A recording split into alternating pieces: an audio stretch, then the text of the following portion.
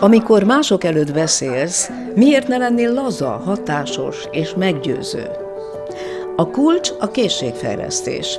Az én tanfolyamomon nem valami tőled idegen retorikai betanítás történik, hanem kihozzuk belőled a te benned rejlő természetes, előadói jelenlétedet. A cél az, hogy mindig a legjobb önmagadat tud adni a nyilvános helyzetekben. Mint ahogy a színi növendékek is először a saját maguk kifejezését sajátítják el. Volner Judit vagyok, több éves színészi tapasztalatommal és drámapedagógiai tudásommal segítelek ehhez. És mivel érjük ezt el? Beszédtechnikai alapokkal, mozgás, koncentrációs és helyzetgyakorlatokkal, sőt, artikulációs ügyesítéssel.